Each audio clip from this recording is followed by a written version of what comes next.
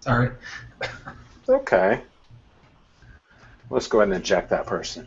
Outstanding. So thanks for joining us. This is Helpdesk Hangouts this week. We're talking about SEO and Webmaster and search issues. We're going to talk about some news and do all those types of things. But let's go ahead and introduce ourselves.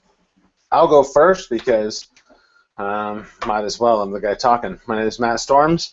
I've been doing SEO since 2008 when I fell into it.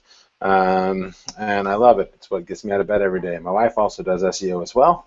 And so in our household, we can actually talk about related things. We actually know what each other's talking about when we talk about content on a page or page loading time, which makes it fun for us. All right. And feel free, if you guys see someone, to point out who's doing dumb things. If you want to eject them, let me know. It looks like we've had 2 of those. And so far, since we've ever done this, that's the 3rd person I've ever ejected. So usually we don't get too many trolls in here. But that is the negative thing when you post a live event like this. You let anybody in. So let's just go left to right. Barry, go ahead and introduce yourself. I am Barry Schwartz. I've been writing about SEO for 5 more years than you've been doing it. Outstanding. Ben, go ahead and introduce yourself. If you have a mic. If you don't have a mic, I understand. He bounced out. All right, moving on to Gary.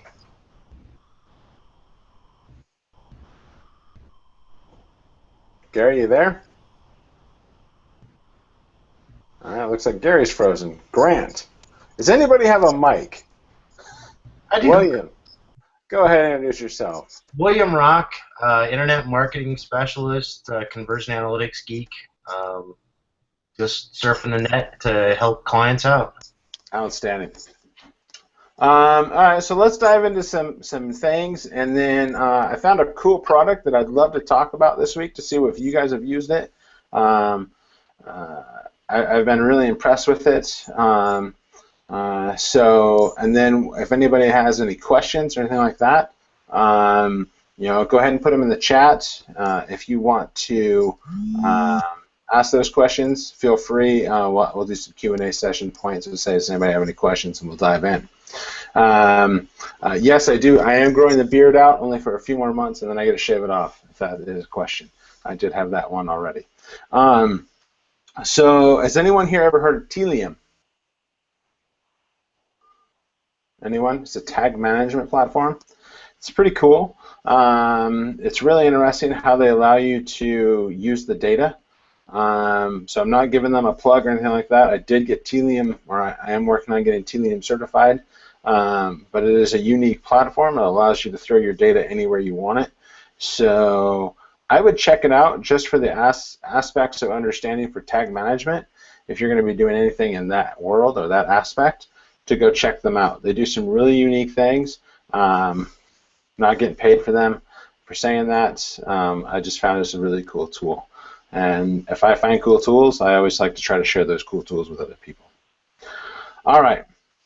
So that being said, Barry, let's talk about some news this week and then dive into some SEO stuff. I know that William's got some SEO things he probably wants to talk about, like usual. And if not, he'll come up with some things in the next 5 minutes, and I'm going to put him on the spot. So, Barry, why don't you go ahead and talk about some of the SEO things that have come out in the last week, if you want, and we could also talk about maybe that rollback of Panda that came out too. Sure. I mean, I guess the big thing this week in terms of the SEO side was that Google announced on November 1st they won't be considering any mobile web page that has an app interstitial ad that covers the majority of the page or a significant portion of the page to be mobile friendly. So app interstitials ads are going to go under the scrutiny of Google, and you can actually test to make sure if your page is going to be impacted by that today by using the Google mobile friendly testing tool, or looking at your Google Search Console, clicking on the mobile usability report. But that's the big, I guess, SEO news that came out this week from Google directly.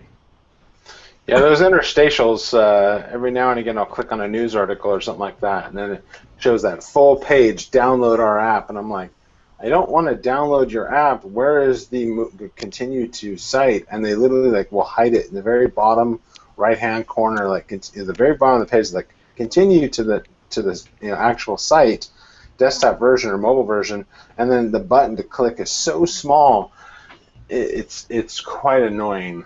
And I'm looking forward to companies actually being able to correct that issue. Yeah, it's just interesting that it's only app interstitials and not any large ad on a mobile site. Anybody have theories on why? I have, but What are your? I'll go first with my theory. I think that Google wants to get users to what they want to see faster than they care about the app download. What's your thought? well, one obvious thing is that for app interstitials, both iOS and Android have native ways of handling app promotions through app banners.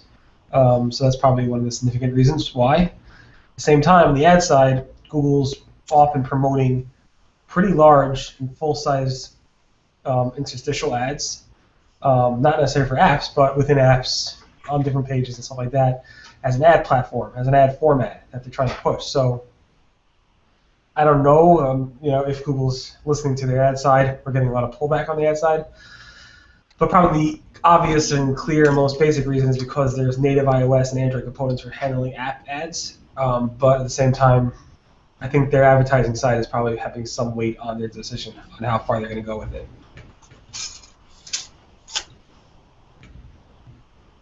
Yeah, I mean, I definitely think there's some unique aspects. I think I'd like to see, if it's going to, if they start showing a smaller interstitial, which is probably what now those mobile sites are going to do, or those sites are going to do, to get people to download their app. I wonder if they'll actually drive more downloads. That's what Google says, but every other study that's come out said that the bigger ads work. Yeah. I mean, it's interesting. I mean, I don't know. I mean, I haven't done any usability studies, any user studies with people to see what they think about that stuff. I do a lot of user studies. It's one of the benefits of living out here in the Bay Area is for some reason, if you go on Craigslist, there's always something being posted about user studies, and I've participated in a bunch. Maybe usually like $100 for a couple hours worth of work. They pay you cash, which is always fun. And you can pick up on how they do their user studies and then help influence yours and make them better. Okay, so what other news you got? We could save Panda for a little later, I guess. It was also another interesting thing is that a couple weeks ago in the Google Search Console, the index status report showed a significant drop in terms of the index counts on August 23rd, I believe. And then Google sent me a comment saying the new number, that drop in the number, the reduced number of index pages, more accurately reflects their estimates in terms of how many pages are indexed on a specific website. So the new number, the lower number, was more accurate according to Google. Then on August 30th, the thing updated again, and it's back to the normal levels for the vast majority of websites that I checked. So what's more accurate, the old number from before August 23rd, or the one that Google said was more accurate but now is no longer showing the lower number? So I found that to be very interesting. I emailed Google again asking them, so which is it? And I'm waiting to hear a response. But we'll see. I don't know if they'll give me a response or not. Yeah, I mean, the way I look at it is so sometimes, and I had this talk with a client earlier this week actually, and they're like, well, how many pages do we have indexed? And I said, a lot of it to me, I don't really care how many total pages you have indexed. Do you have the pages that you want to have indexed?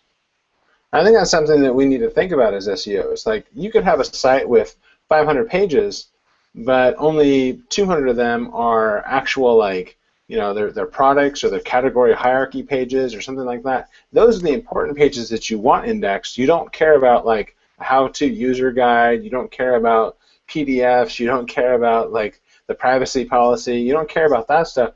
What you care about is the categories. So from an e-commerce standpoint, the site that I was talking to, that's what they care about. And all they were saying is, well, how many total pages do we have indexed? And I was like, that doesn't matter.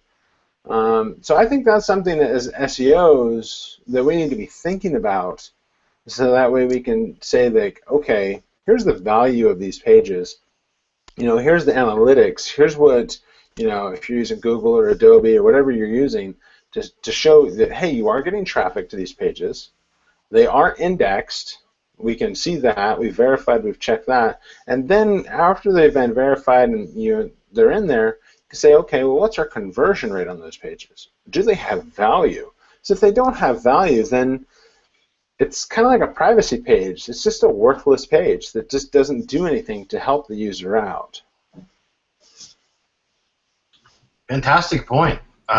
It's something I've been studying pretty in depth lately, especially with conversion funnels and some of the advanced functionalities that I can see within the funnel and learn from my landing page, like I typed in the chat here. When they land from a search query, that's their landing page. That's where they started from. When you can actually track, they started here, but they just bounced. Or they started here, they went through their journey, they spent this much time reading this, they went over here, they came back to your site, maybe through a paid ad, or bookmarked it. But the same notion is they still came back, they converted. How did that happen? And how do you properly report that to the executives and the sales team so that they can actually go, hey, how do we replicate this? Well, I also think the other thing is that every page on a website, every page is a landing page. Like, people have, for some reason, this like mythic notion that like one page, one page here is a landing page, and then these are just other pages. But in reality, if a person is doing a search, whatever search engine they're using, and they land on one of the lower pages, well, this is your landing page ideally in your own mind, but these other pages people are landing on first, well, these are landing pages as well. And because of that, what's going to happen is that all of your pages on the site are a landing page. I guarantee, like with most like firms or agency sites, okay, or businesses like that's like a brand. A lot of people usually click on the About Us. Law offices. Those are, so we use them as an example. Law offices. Usually people get on a homepage. They're typing up lawyer, like San Jose bankruptcy lawyer. They find a page, but now they want to know who the person is. So they click the About. So 9 times out of 10, your About page is going to rank higher than most of your other pages, and that's where most of your traffic is going to go to anyways. It depends on what your site truly is for. It depends on what your site is, what you're trying to do with your site. If it's an e-commerce site, every page is a landing page. I would love for somebody to tell me that it's not and prove me wrong. Well, it's not, but you have to go back to the whole point. Where you're getting your conversions and you have your funnel set up, you'll automatically know what pages are converting and what's not, right? You go, okay, well, these are important conversion pages, but yet I'm paying in Google AdWords and they have a quality score of 3 out of 10. Well, is there something I can do to change that? So you said that not every page is a landing page. You said it's not. Well, it's not, because it is a landing page for most people. They're like, oh, every page, like you said, is a landing page. If I have a product, it doesn't matter if I'm selling O-rings. I have 50,000 O-rings, right? That's still a landing page, but what you really have to focus on is your content page that's really the landing page for the O-rings. How am I going to find out more about these O-rings? Are they made in what country? All those different factors come in, and then that About Us page comes in a factor. And then you can see through your flow-through data that you can see the opportunity for them to go from all that to now a contact page. And now if you're tracking your phone calls or you're tracking the lead generation, so your completed transaction of your contact page and saying, okay, there's a thank you page. Now I can track it all the way through. Barry, what's your thoughts? Well, that's your job as SEOs, is to figure out what pages should be indexed and which ones shouldn't. It's all about managing your crawl budget. It's obviously a bigger issue for a site that has 1 million pages versus a site that has 100 pages, but one of the jobs of SEO is to make sure you're most efficiently maximizing your crawl budget, and that means sometimes certain pages are not going to be or want to be indexed. You can actually make sure they don't get indexed and don't get crawled. And other pages will get crawled and indexed more often because of that. So yeah, you're not looking for every single page on your website to be indexed. You do want your most important pages to be indexed and in that index, but at the same time, you also want to see a nice number of the pages that Google could find to be indexed. So yeah, that's why the sitemap report is much better than index status report, just because you know in the sitemap these are the pages I want Google to index. If you set up your sitemap file correctly, and if it's not close to 95%, then you're probably doing something wrong. One of my favorite things to do, and for some people, they've told me, like, oh, I can't do that. That's impossible with sitemaps. One of my favorite things to do is I break out all of my categories into and the products under those categories. So I'll have, like, we'll just use product category X, and then it has all of their subproducts under here, and category Z, and it has all their subproducts. I'll create this as its own individual sitemap, and I'll create this other one as its own individual sitemap. So I'll have sitemaps built out for different categories, and I do that to see how Google is crawling and indexing. Some people say that's really kind of micromanaging, but at the same time, you can use different tools to understand how Google's crawling those pages, and you can get a better sense of what you're doing to actually validate the work. You have to get a developer on board to help you if you don't know how to do it. Bribe him, bribe him or her, and they'll usually help you if they understand what the mission point is. So there's something to think about in that. Kind of fun to do. Barry, you ever done anything like that before? Have I done an audit on which pages are indexed? No. Breaking up your sitemap by categories. Only for really, really large sites. Yeah. And by really large sites, I mean like hundreds of millions of pages. Yeah, so I'm doing that right now on a site with 2.5 million pages. So we're going to break everything up. The sitemap's not going to have more than maybe, each sitemap's not going to have more than maybe 1,000 to 2,000 URLs. So something to think about in there if you guys are wanting to do that type of stuff in the future. It's actually a lot of fun to do. So, question on that: how do you submit multiple sitemaps in Webmaster or Search Console? You submit the main, and then the main has a branch of other sitemaps that are references. So you say the main sitemap, then references other sitemaps. Gotcha. Now that's cool. I like that. Yeah. Ask that question because I've never had that opportunity to do that. I've had some pretty large e-commerce sites, but not to the point where I've had to break up my XML sitemap. And I've seen others that basically have the limit of 5,000 products per sitemap, or sorry, 50,000 pages per sitemap. Okay, so 50,000 per sitemap. Right, but you also need to do that to reference your image sitemap, your news sitemap, and all the other sitemaps. So it's kind of the basic protocol. Most people, like a lot of SEOs that I know, their main sitemap file, because they work on larger sites, really don't even have any URLs in it. All it does is link to other sitemaps, even if they're smaller sitemaps, just because it's just the structure that a lot of CMSs that they build work and how they work.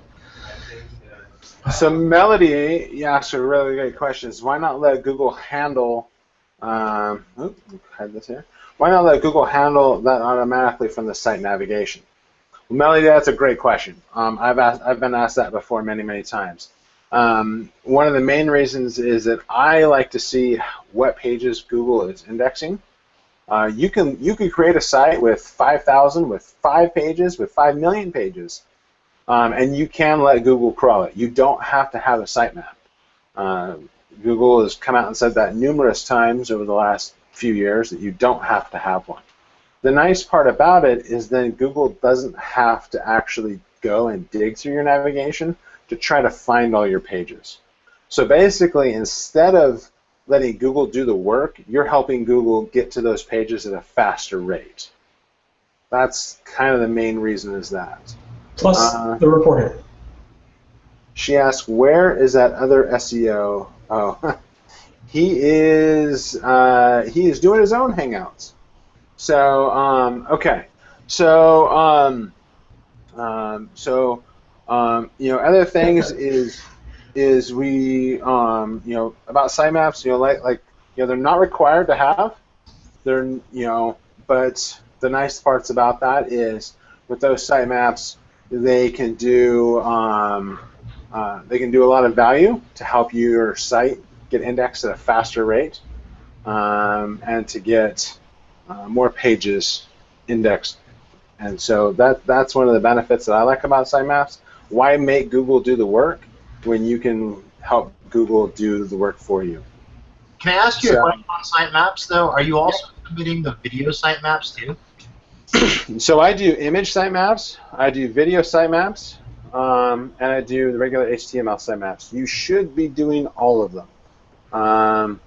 If Google was to tell you, or anybody was to tell you that, hey, if you do this one extra thing, we're going to index those other things, and if you can get ranked, if that would help your ranking or help your revenue, would you do that? And if you say no, I don't want to spend the time doing an image sitemap or a video sitemap, well, that's okay. You don't have to do it. It's not required. But it's going to help you, I believe, get indexed at a faster rate. And then you can have more control of what Google is actually crawling on your site, and you don't have to worry about them thinking. They'll just crawl it. No, perfect. That was what I was thinking too. Because now, when you think about like a normal video sitemap, though, people are thinking, okay, well, I've got MP4s, whatever, on my site. What about like YouTube video sitemaps? Is that kind of the same thing? I mean, yeah. As far as I know, I've only done video a couple times. The last time was about 6 months ago, about 8 months ago actually. Was the last time I did video stuff.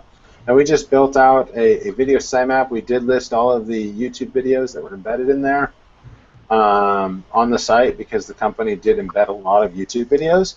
And so we included all the links to those. And we found that to work very, very well for that site. That site is a clothing company. And they have a lot of YouTube videos because they do reviews of their apparel. And then they post them to YouTube, which is really kind of cool. So that way, because they're in online shopping, that way people don't have to come into their store, and then they can say that, hey, this is this jacket. It looks like this on this side. It looks like this. It fits like this. It's made out of this fabric. It's got this type of zippers. All that great type of stuff. And so because of that, that company actually gets a really, really good amount of traffic based on those videos. I strongly recommend if you're in the e-commerce space and you're selling anything, create videos. There's a really good company out there that does it. It's called Revzilla. They're a motorcycle company. They make a lot of money based off of their videos. Even if you're not into motorcycles, just go watch like 3 or 4 of their videos on how they describe all of their apparel and all the items that they sell, and do a really good job. I we got some feedback here, but Yeah, I think Barry's got some background noise going on. what I was going to say is there's all sorts of opportunities, though, right? You just laid out with video, with the opportunity, with even like 1-minute clips on how to do something, how to fix something.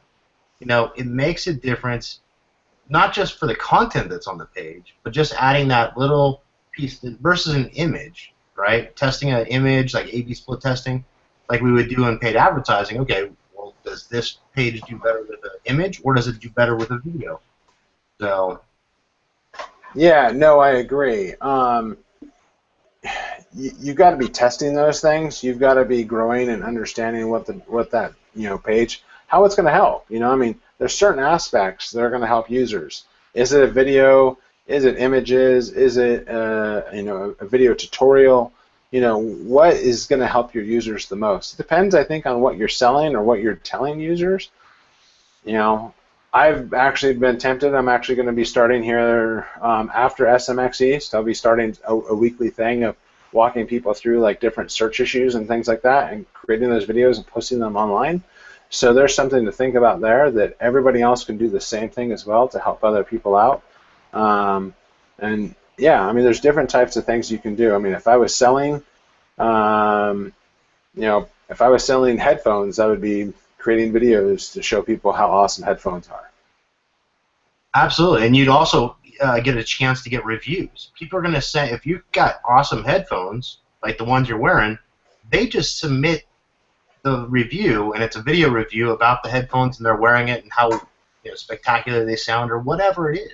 It could be that whatever widget, blue or red or purple, whatever you're selling, can you pitch it in totally different ways that the user can actually adapt to it? Sometimes they want to read it, sometimes they want to listen to it, watch it, engage with it. Sometimes they want to call you, sometimes they want to put a lead through your contact form. How are they going to engage with you? And I think it goes back to your question about analytics. How do we use that to go back and engage with our audience that's already coming to us from all the different channels? We're already doing our marketing efforts, but now how do we drive that into sales and conversions? I agree. Hey, Danny, how you doing? Good. Can you hear me? Loud and clear. How is the SEO world in your area? Good. Long time. Missed this. Love the beard. Ah, thanks, man. Thanks. Shave it off in November. It's been good. It's been good. One interesting thing is I think a lot of my competitors and one of the products or services that I provide have been spamming too much because they're starting to go down, and as a result, I'm going up, and I didn't have to do a single thing. So I'm just sitting back. It's not a product or service that I've been it was really competitive when I started offering it, and I was way at the bottom on a second or third page, but it's become getting more calls and emails on it, so that's cool. I always heard John Moo say, sometimes you go up when others go down, but it never happened to me until now. So that's kind of cool. So sometimes you don't have to do anything, just play by the rules and let everybody else break the rules and go down. Yeah, so for one of the services that I provide, there was a guy who was spamming, and I didn't care. I didn't report him. I didn't do anything. I just let it happen, and it took about 8 months for Google to finally catch it. I was checking about once a week, and he finally got caught, and he started to move down. He dropped off of page 1, and I was like, sweet. I think I'm still number 3 or 4. I think I'm 3 or 4, but I was like 5. And so I'm moving up for one of my main keywords that I want to personally rank for myself when people are searching for a keyword that's directly associated to me. So I don't want to mention. I didn't have to do anything, and I really don't do anything about that keyword. I just write content, and I don't go out. I don't build links. I hate links. I will not build links, but yeah. So real fast here, Ryan asks, are the video reviews YouTube embeds, or do they need to be hosted on the site in order to be included in the sitemap? Barry, you want to answer that? YouTube reviews and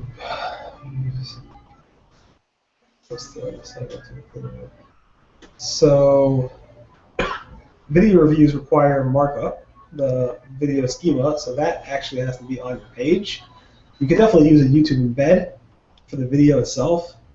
Also, I do both. I do the YouTube embed, I do a video MP4 link, but I don't have any review markup because I don't ask for reviews, although I could probably pull them using the YouTube API and put them on my own website.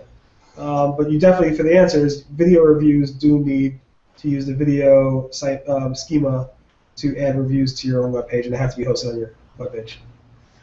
But I've never done it myself, ever. So let's move on to a new topic. Sweet. Yes. Let's go ahead and move on to a new topic. We've got about 30 minutes or less left. I'd love to get some audience participation. So if you have any more questions, anybody have any questions you want to go over? Okay, go ahead, Danny. Do you guys remember if John Moose said in one of the videos that even if you take care of your duplicate content, duplicate page problems as a result of URL parameters, that those duplicate pages might still show up in Search Console even though you fixed them? Even though you put a rel canonical pointing to the right one, they still appear as duplicate?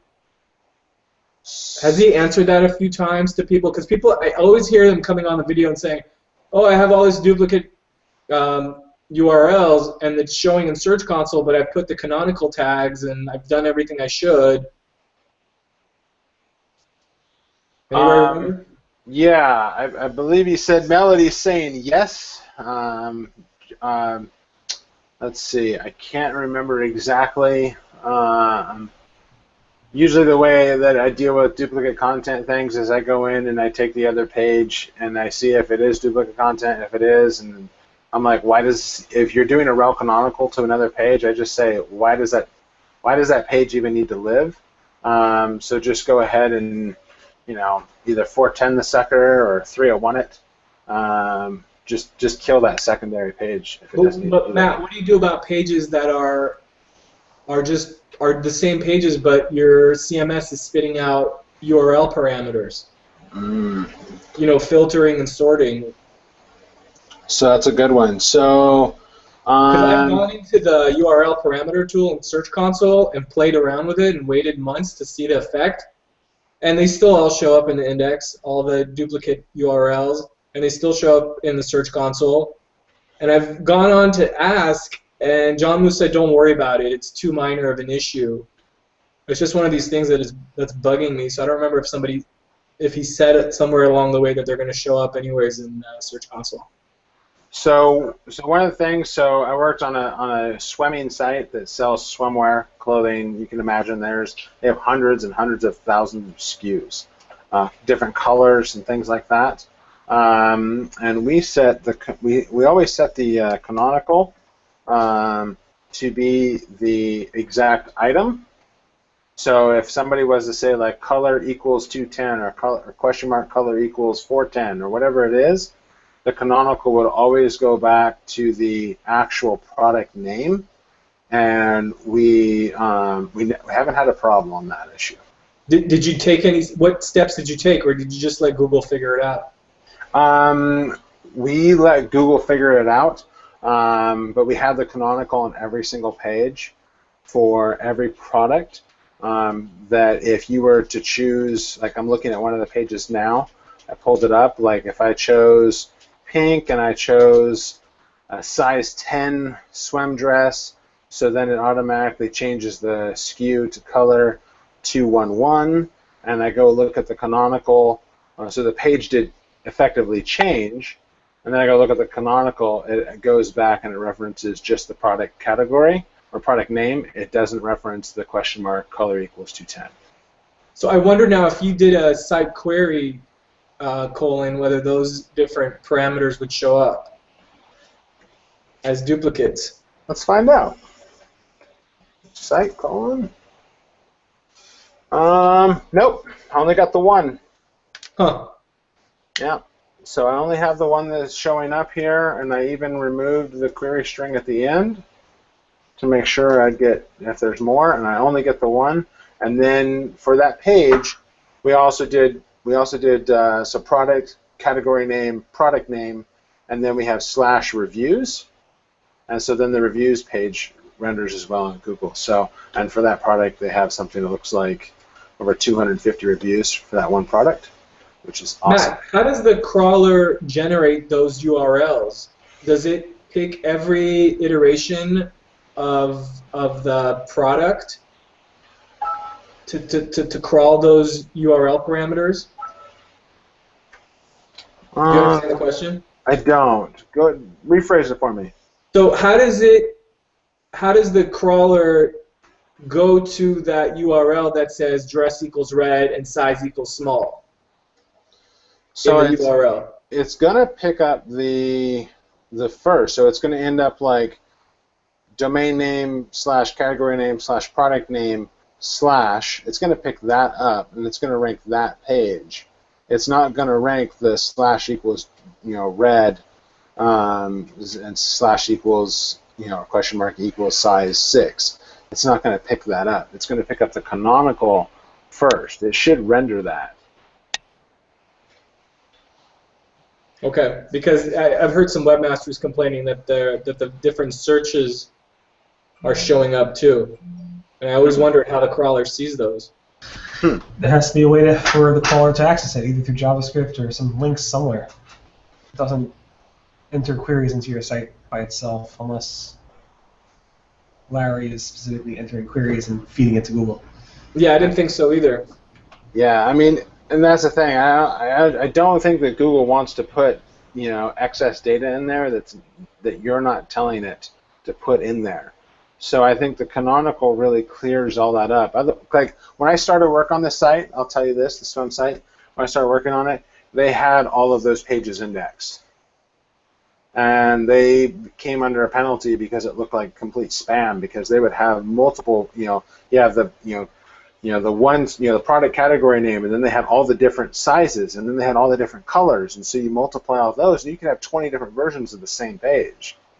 Well, the problem is that they got hammered, and so we fixed it and cleaned it all up, and it took a while. It took about 6 months for Google to recognize everything and consolidate and remove all the pages. But once they did, it really helped them. And all you did was enter the canonical tag at the top? We fixed the canonicals on all the pages. They weren't even using canonicals at the time. Okay. So yeah, and after this Hangout, if you want to do a private one with me, I can show you that site and I can show you exactly. Okay. I have no problem with that. Okay, just one-on-one. Okay, so we do have a question here that somebody sent me. It says, I have seen lots of sites like Amazon and other major players in e-commerce. They paginate reviews on their page. Yeah. If there are too many reviews, if the page is too long with reviews and Q&A of customers, does it hurt SEO or is it related to UX? Tons of sites paginate their content. Otherwise, you would have, if you have a site that has 400 or a page that has 400 reviews for content, you could have a page that would be a mile long, and that's not going to help users out. That's going to be a bad experience. So it makes sense to paginate that content. Rel Prev, Rel Next.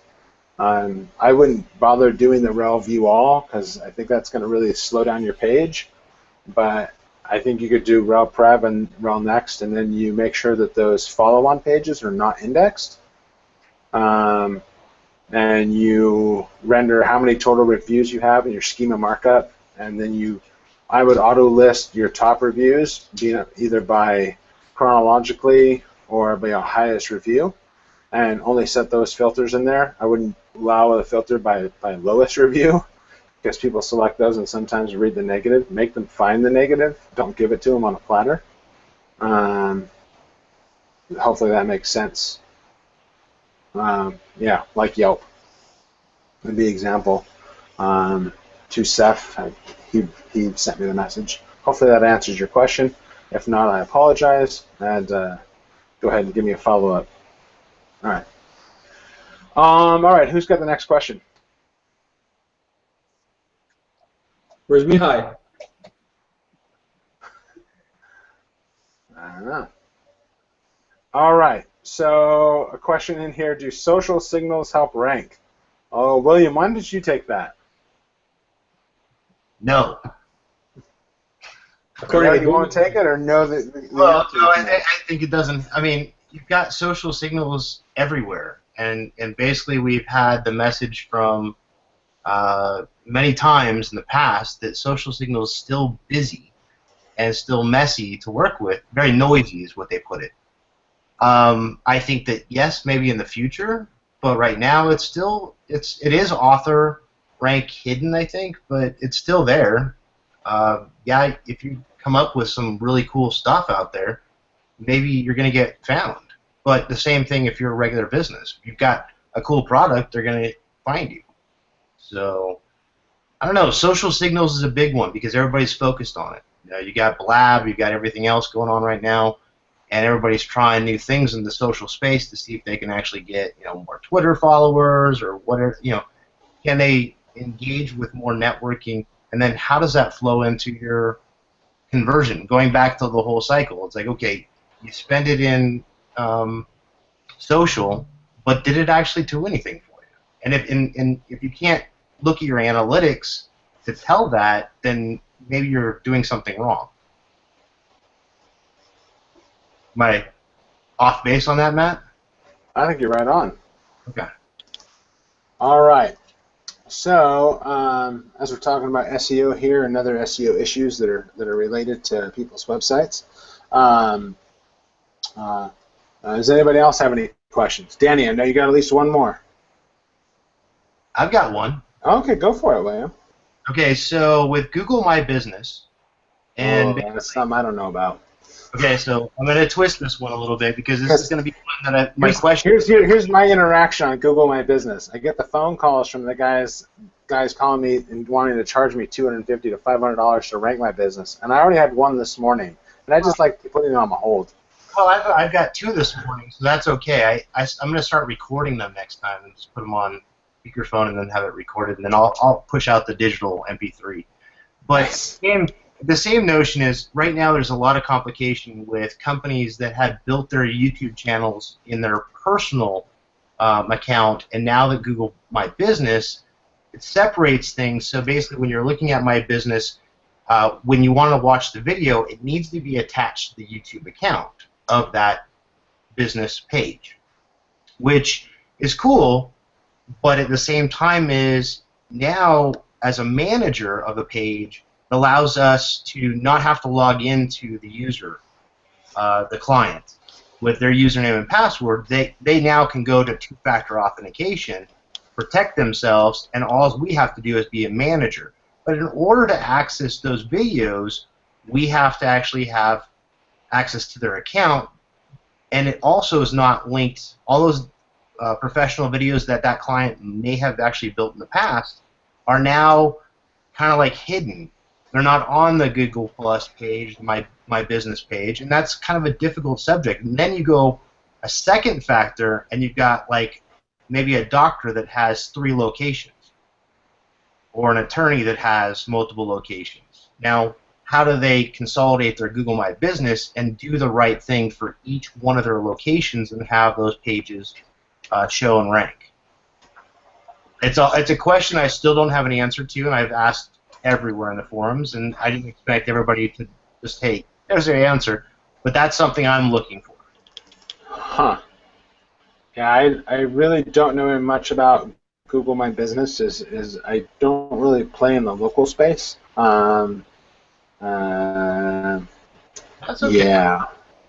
It's okay. So, that's where I've been playing a lot in the forums. Is really. I'll tell you what. Somebody you maybe should reach out to would be Andrew Shotland. Yes. Okay. So reach out to him because that guy is on point for local business stuff. That guy is the king of that stuff. So well, once I learn it, then I can teach it to others. That's my goal. Is to we got even the attorneys. I went through a Hangout this morning, and we went through a complete site review. But I was missing certain components that, if I was to have those answers, I think I can help them further. Gotcha. Okay. Wish I had them for you. I just don't. All right. Okay, who's next? Who's got a question? Barry. Okay, I got one more question for Barry. So this whole change of Google Console, removing the old dashboard so that there's no more going back to like the old view for quick access of what's changed and what's not. Now we're kind of stuck with the new dashboard. What do you think of the new dashboard? I like it. You mean the Google the search analytics versus search queries? Yeah. Sorry, wrong terms. No, yes, the dashboard has that on it. I don't know. I mean, I don't use it that often. I know people were used to the old version, and whenever you switch to something else, people get upset. because they have all their standard reports, and now they have to like build out the new reports and figure out how that report could translate into their new report. It's just people don't like change. So Well said. I think people overall like it. Well said. I mean, because basically it was difficult. You know, we went from a transition of everybody's, help documents were all kind of this console, and now there's not a lot of documentation, I don't think, of how the new console works. You know, like I did a demonstration today on just going through a page and then going and switching from page view to query view straight to that page, and then I can see exactly what queries for that page. So it's simplified. I like it, but I guess a lot of marketers forgot the transition. So, how do you they forgot to move or study the new platform, and everybody's kind of confused, I think. Yeah, just me. Yeah, I don't know. Okay. So, anything else I want to talk about, or want to shut down? We don't have to go the full hour. Barry, you got anything else you want to go, or you think we're good for this week? Can we go next week? I have more, but it's up to you. I don't care.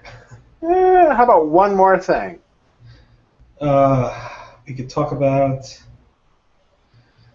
either the Panda update, possible one, or the Ashley Madison stuff, if you want. You pick.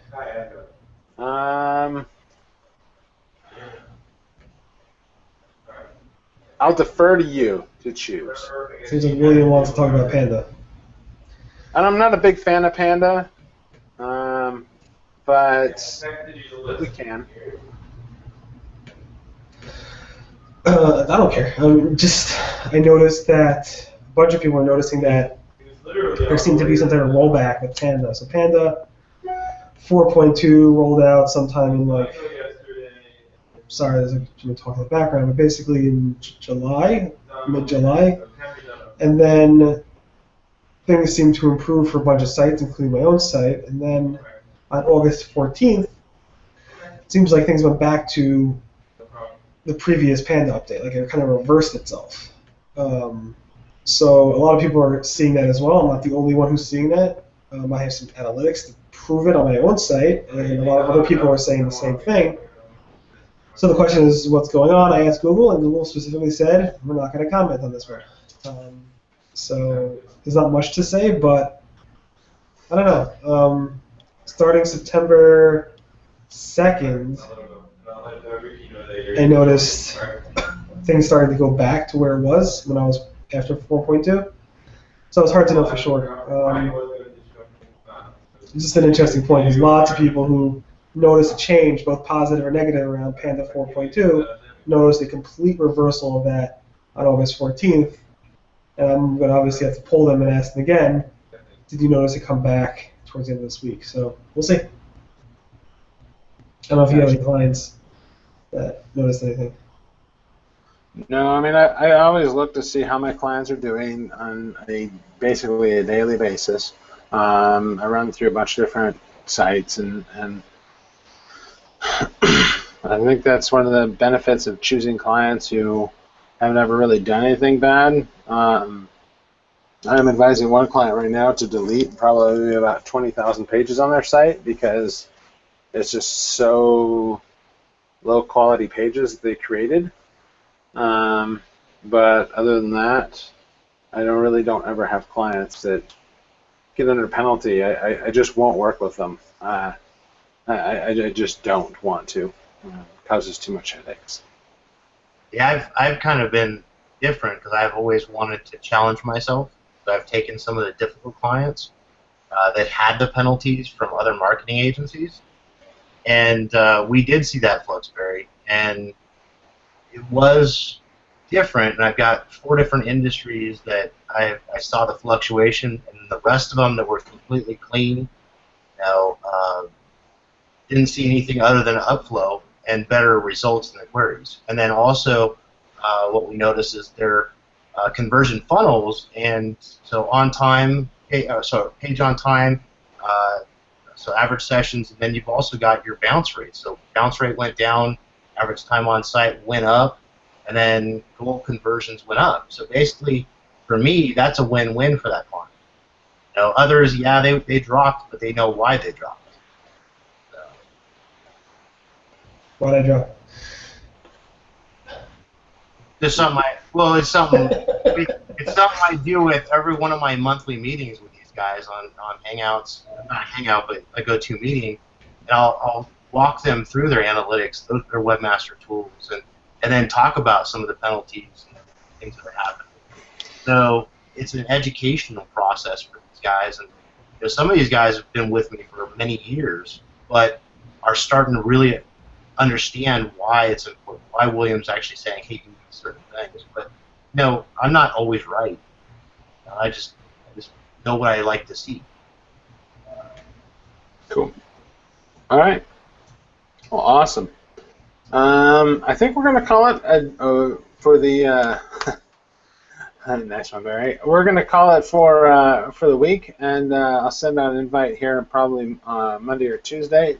Monday is a holiday here in the States, as I had to remind a few of my clients. So come on back next week, and we look forward to having you join us. Please bring a lot of questions next week, and thanks so much for joining today, guys. It was a lot of fun.